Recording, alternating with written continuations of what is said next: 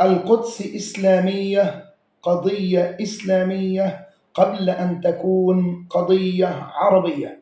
هذا من الأمور الخطرة التي انتشرت بين المسلمين، فالقدس قضية إسلامية قبل أن تكون قضية عربية.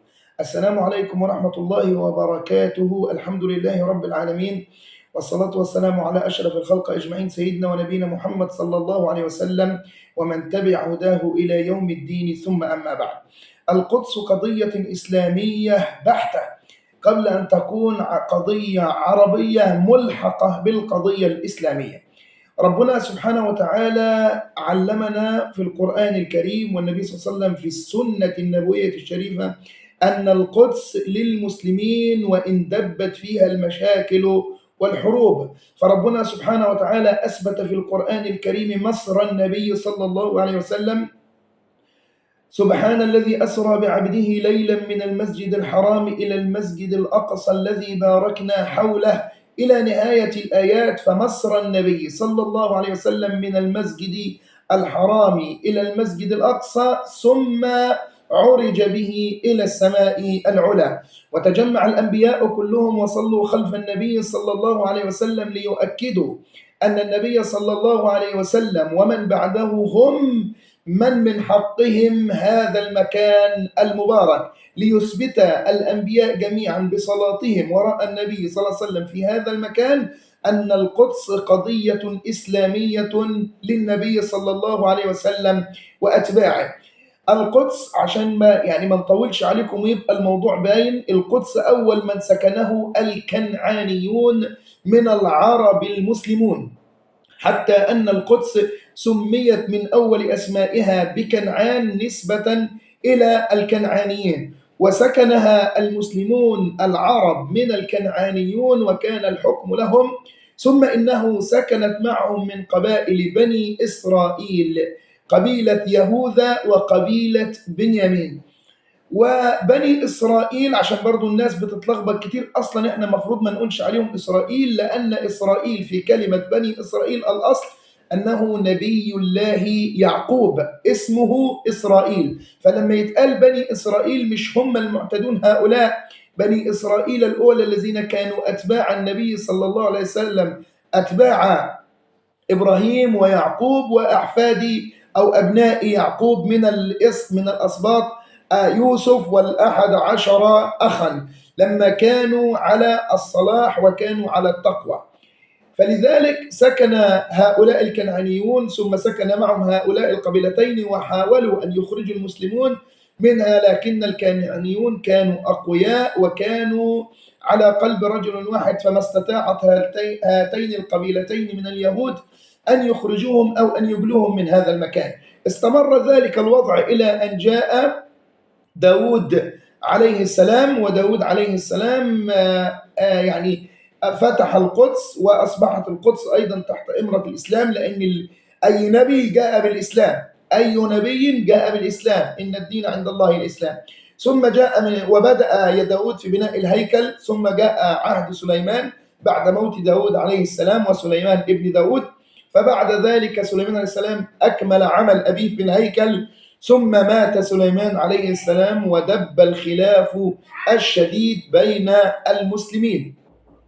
ولما دب الخلاف الشديد بين أتباع داود وسليمان عليهما السلام، وأصبح اليهود يحاولون السيطرة، فسيطر اليهود على المكان وسيطروا سيطرة شديدة بينهم وبين ما كان من الموحدين من أتباع سليمان عليه السلام وداود. ثم زعموا بقصة الهيكل المزعوم الذي اندثر أصلا ولم يكن له أصل، وما مكانه إلا مكان للحرب يزعمه اليهود أنه هيكل أو الهيكل المزعوم. ثم بعد ذلك ظل ذلك الأمر إلى أن جاء عهد النبي صلى الله عليه وسلم، وبشر النبي بفتح بيت المقدس، وعلم اليهود بذلك فعادوا النبي عداء شديدا. وليس ذلك فحسب، بل حاولوا قتل النبي واغتياله عدة مرات لكي لا يكون له شرف بيت فتح المقدس.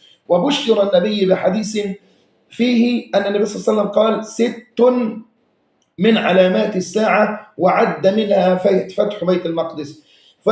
فتح بيت المقدس، وظلت الفتوحات الإسلامية في عهد النبي صلى الله عليه وسلم. ليس ذلك فحسب، بل تبعه أبو بكر الصديق رضي الله عنه وأرضاه في المعركة العظيمة، معركة أجنادين على الروم، حيث أن أبو بكر الصديق وكان قائده خالد بن الوليد وتابعه عمرو بن العاص بقوة وصلابة شديدة في هذه المعارك، وخالد بن الوليد كان قائدا محنكا، وذاق الروم الأهاويل في خلافة أبو بكر الصديق بقيادة خالد بن الوليد. ليس ذلك فحسب، جاء عمر بن الخطاب وقائده أبو عبيدة بن الجراح، واستمرت الفتوحات الإسلامية في قيادة عمر بن الخطاب، وجعل أبو عبيدة بن الجراح إلياء محاصرة عدة شهور، حوصرت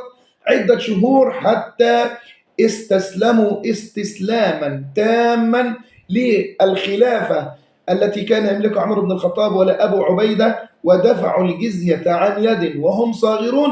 وظل ذلك الحكم طوال الخلافة الراشدة، الخلفاء الراشدين، ثم دب الخلافة بعد انتهاء الخلافة الراشدة خلافة المسلمين، وظل ذلك إلى أن وصلوا إلى عام 583 هجرية مسيطرة الصليبيون، أو سيطر الصليبيون على القدس سيطرة تامة، إلى أن أصلح الله الدين بصلاح الدين. كما أخبر العلماء: لن ينصلح الدين إلا بصلاح الدين. جمع شمل الأمة مرة أخرى، ليس العرب، المسلمون تحت إمرة صلاح الدين في محاربة الصليبيين وطردهم من هذا المكان الطاهر المبارك. وكانت المعركة العظمى معركة حطين، المعركة الكبرى التي بينت قوة المسلمين، معركة حطين التي انتصر فيها صلاح الدين الأيوبي بجنوده على جنود الصليبيين، وأذاقهم الأهاويل، وعدة معارك أخرى، حتى استسلم الصليبيون لجيش صلاح الدين الأيوبي، وأصبح المسلمون يملكون زمام الأمور في تولي خلافة صلاح الدين الأيوبي بالكامل. وما إن مات صلاح الدين الأيوبي حتى دب الخلاف بين المسلمين، وازدادت سيطرة اليهود من عام 1367 هجرية إلى الآن قرابة 100 عام، ونحن نرى الإخوة الفلسطينيون والشهداء في القدس يذوقوا الأهاويل، ويذوقوا مرارة التشريد ومرارة القتل ومرارة التعذيب، ونحن لا يتحرك ساكنا. أيها المسلمون، في نهاية الأمر ربنا سبحانه وتعالى قال: وأعدوا لهم ما استطعتم من قوة ومن رباط الخيل ترهبون به عدو الله وعدوكم، للمسلمين أجمعين وللعرب خاصة لأنهم من حولهم. وقال ربنا سبحانه وتعالى، وقال النبي صلى الله عليه وسلم: لزوال الدنيا أهون عند الله من قتل نفس مسلمة، فما بالكم من هذه الأنفس التي تموت. وقال ربنا سبحانه وتعالى: من المؤمنين رجال صدقوا ما عاهدوا الله عليه، فمنهم من قضى نحبه ومنهم من ينتظر وما يبدلوا تبديلا. اوعى تغرك كثرة الكفار ولو اجتمعوا على يد واحدة. فربنا سبحانه وتعالى بين في القرآن الكريم: إن يكن منكم 20 صابرون يغلبوا 200، وإن يكونوا 200 يغلبوا 2000 بإذن الله، ولكن بقوة المسلمين بتوحدهم. قال تعالى: واعتصموا بحبل الله جميعا ولا تفرقوا، إلى نهاية الآيات. المسلم أخو المسلم لا يظلمه ولا يسلمه. وقال النبي صلى الله عليه وسلم: المسلم أخو المسلم لا يظلمه ولا يخذله. وقال النبي صلى الله عليه وسلم: إنما المسلمون إخوة، والمسلم للمسلم كالبنيان يشد بعضه بعضا. فالقدس قضية إسلامية عظيمة قبل أن تكون قضية عربية، وإن كان العرب تخاذلوا في ذلك، فالسؤال عند الله عظيم، وسيسأل كل مسلم عن أخوه المسلم، حتى إن كان لو يستطيع إلا بالدعاء. ونحن في أماكننا إن لم نستطيع النصرة باليد ولا باللسان، فعلينا الدعاء لهم حتى ينصرهم الله. نسأل الله سبحانه وتعالى أن ينصرهم ويمكن لهم، وجزاكم الله خيرا.